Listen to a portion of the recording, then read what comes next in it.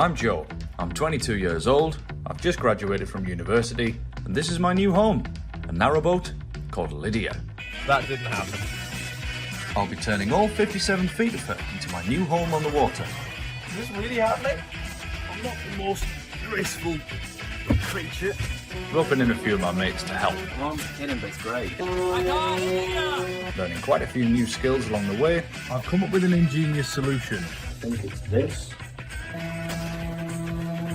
Work smarter, not harder. Doing a fair bit of grunting. Lift with the knees. Getting out is even harder than getting in. I just want a cup of tea. All while living aboard. When the renovation is finished, I'll be setting off onto the network for an even bigger adventure. Welcome to the Voyage of Lydia.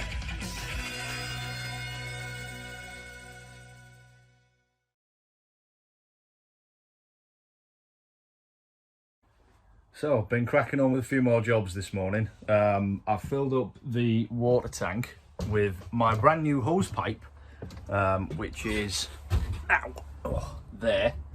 That's the new Karcher, I think it is. I have no idea how you say that. But yeah, filled up the tank, and now I'm cracking on. 6'4" of Joe does not fit well in a narrowboat front door. So I've also been measuring up some of these roof panels because what we're going to do, we've decided rather than killing myself and killing the small of my back, like leaning back and sanding them like that, what we're going to do is we're going to get some sort of heavy duty plastic ones for the ceiling. So I've measured up those panels, and they're all ever so slightly different, which is interesting. So I've had to sort of label each and every one. I'm going to go and get some chalk and write on what the measurements are. But the other thing I've been doing is I've been doing a bit of cleaning in the engine room. So I'm going to go show you that now. So I've just realised that I left the hatches for the engine propped up against the door. So I'm going to turn the camera around and I'm going to show you what's going on. So these are the back doors, and the hatches are propped up there, so I can't actually get out the back. But that's the engine room. That's the box for the weed hatch under there, and then the oil for the shaft there as well. And that's the big engine. It's a 52 horsepower Barras Shire as well, because the boat was actually built for river cruising. So it's a pretty hefty engine, and if all goes to plan, I'm going to look at the paperwork and I'm going to try and start it all by myself. So this is the box of documentation that came with the boat. There's all sorts in here for like the heaters, the heating, the engine, the inverter and all that sort of stuff. But this is the guide for stopping and starting the engine, so I'm going to have a bit of a read through that, and if all goes to plan and I don't make a cock up, then yeah, I'm going to see if the engine running. Because what I'd like to do really is sort of every time I come down to the boat at the minute, which is maybe every few days, or even sometimes it's just once a week because I'm not living on here just yet, I'd like to just sort of start the engine, leave it running on idle for an hour just to make sure it's all okay, and then it keeps flowing, everything flowing through the system. So yeah, let's get her running. So this is very, very cramped. It's incredible. How I managed to get in here, I don't know. But I've got my piece of paper. Before starting the engine, check oil and water levels daily. Oil is this here. I've done that already. Water is, I think it's this.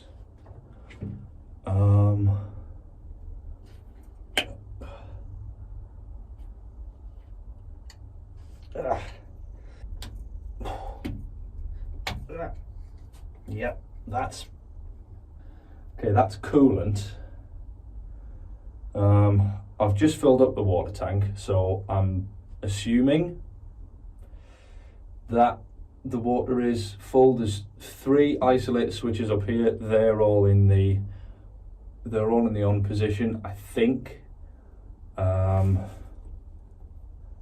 all the isolator switches should all be switched on when the engine is running. Do not switch on, there's nowhere for the current being produced to go. Costly repair. Right. 1, 2, 3. They're all on. Right. My heart is beating like a drum because I'm actually quite nervous. But let's give it a go. There's only one way to find out. Getting out is even harder than getting in. Oh God. Oh God, no. That's out. Okay. I'm up. Select neutral by pulling the control lever outwards. That's neutral. Outwards there. Move it forward slightly. Turn the ignition switch clockwise until the engine starts and then release. Okay, right. Okay. Holy shit, that's a Spitfire.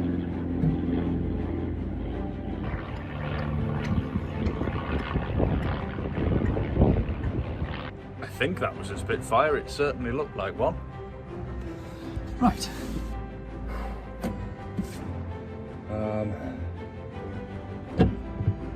Select neutral by pulling the control lever outwards, forward slightly, turn the ignition switch clockwise until the engine starts and then release.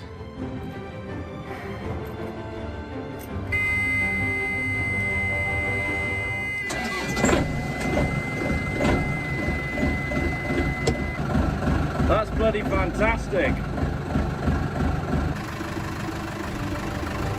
I could not be happier, that's life right there. I've switched it off just for now, and then you can actually hear what I'm saying. That was very happy and glorious. I was really nervous about that. That's the first time I've started the engine by myself. It's quite a big moment actually. I'm a little bit emotional. You know, it's not just a shell that I'm gonna, you know, just float around on. You know, I'm actually gonna take this thing. I'm going to take it out eventually. I couldn't be happier with that, really. There's a lot of ums going on because I don't really know what to say. There we go again. Later that day, Fraser turned up. Hello, hello. We're just having a look at the wildlife, the neighbours, and there's a nice fire going on over there. I think it's a barbecue. And we got to work on a slightly horrible task. Well, when I say we got to work. Oh. You can smell that already. Yeah. I'm just going to drop that there. I need to go and get the disinfectant. Ah.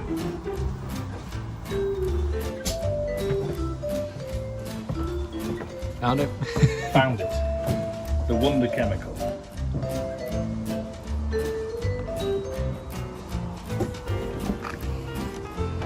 Oh, that's...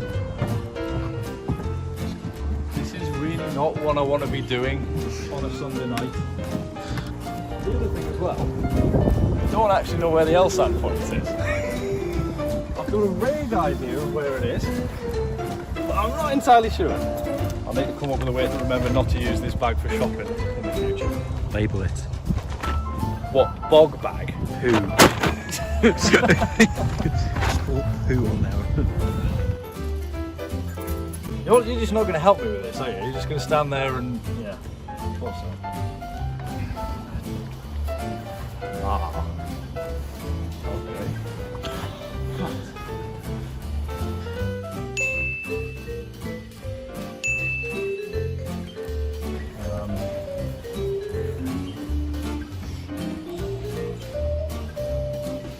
Dear God. You just clear in here.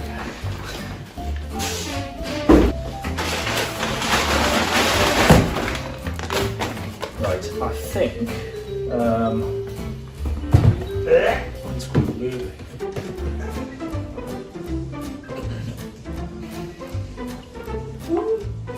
Oh my god.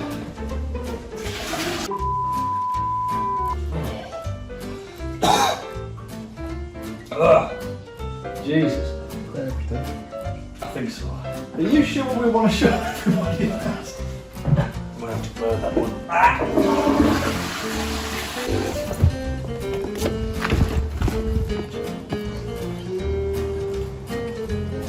At least it's a nice night.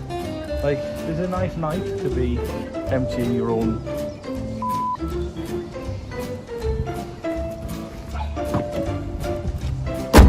Boat, beer, bed.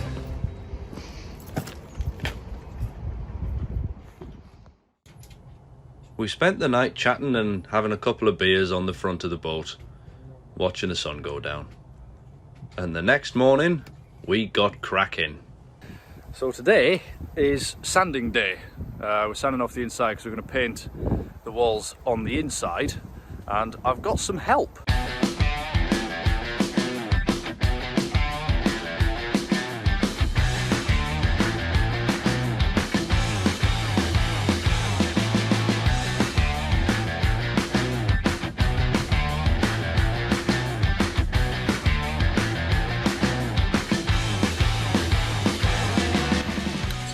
Dust sheets have been installed. We've put a bit on the surface as well, just because it's easier to do that rather than take it out of the boat. Oh, he's doing commentary now, is he? And here he is. He's doing commentary now.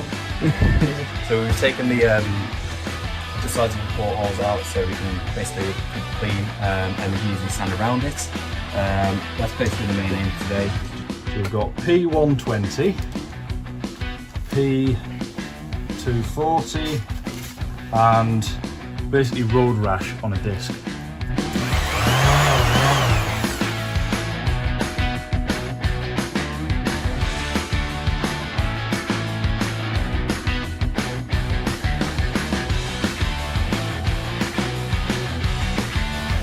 Oh look, it's a wild Fraser and his son.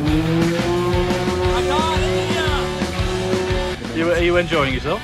Oh, my arm's killing, but it's great. It's a good workout, isn't it? No, it's like Who needs a gym membership when you're on a narrowboat? exactly what I was going to say.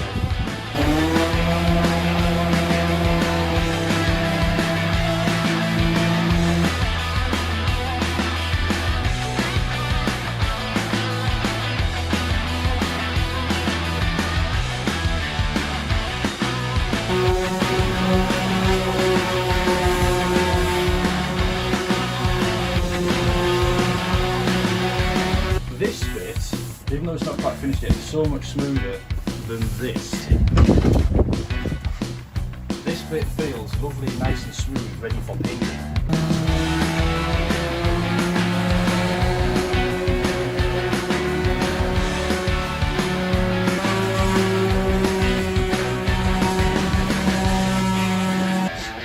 It's not exactly surgical.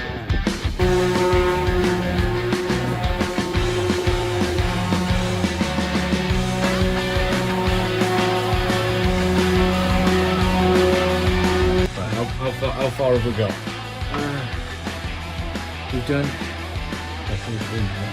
all the holes, and we've done one little bit of low hole, so we've got 3 more to go. Well, once we get all of this ripped out, once we get all of that out, we'll be fine. which is a job in itself. Yeah, But we'll be fine. We'll be fine.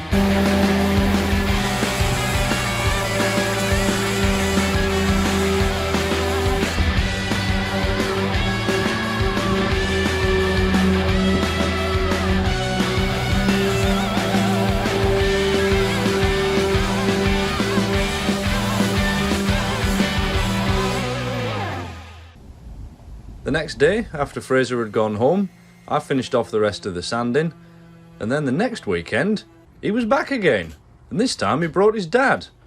So we settled in for an electrical session. And I promise I did try and pretend to look useful. I'm losing my mind. Have you all seen the chaos that is around here? It is ridiculous. Get in there. Get in there,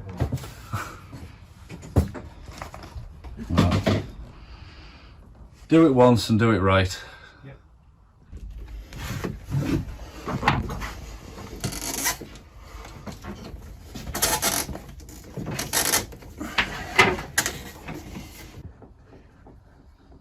I know I've said this to you before, but you didn't have the camera going.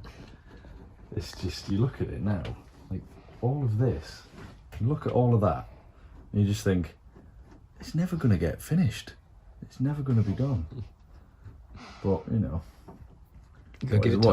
what is it now, 10 days? Yeah, 10 days till you need to move in. 10 days until I'm actually on board full time. But I mean, look Living in a bobsite. at that brass pipe you've done here. I have very much polished up the brass pipe, and I can be very happy with that because it's very shiny. While poor Steve cracked on all by himself, putting all the new sockets and wiring in, Fraser and me had got to the stage of exhaustion where I think we'd started to lose our minds a little bit. Oh, my duck! I forgot my duck.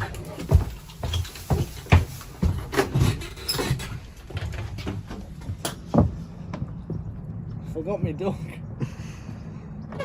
The new figurehead. There's Mr. Duck. In fact, I think it's actually a Mrs. Duck because she's got eyelashes. She's got eyelashes, so it's definitely Mrs. Yeah, Mrs. Duck. So Mrs. Duck. She's got love hearts. Well, most figureheads on fancy ships are like mermaids or goddesses. Yours is a duck. Mine is a duck. Exactly. How much did you pay for it? Nothing. Came with a boat.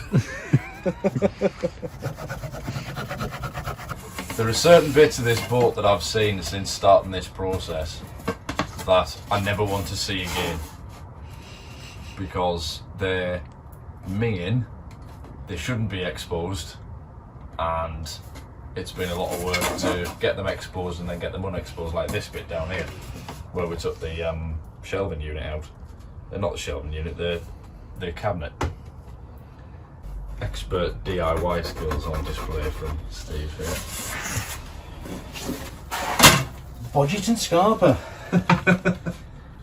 And so, after we'd checked all the plugs to make sure they were reading right, 219. Steve had done his stretches, Oh dear, that's like, there's narrowboat yoga. It's a different kind of yoga. and we went over a quick accounting of the health and safety policy for the day. Nobody's exploded. Not quite. We haven't set the boat on fire. No. Health and safety's been observed. Steve nearly exploded, but not quite. Scarpa is exactly what we did. Next time on the Voyage of Lydia. The big day finally arrives as I pack up my student flat to move onto the boat full time. We're putting the food box on the roof, and that happened. Dad comes back to help me fit the new ceiling panels, and I get a nasty shock after some serious rainfall. Thank you so much for watching, everyone. I'll see you next time.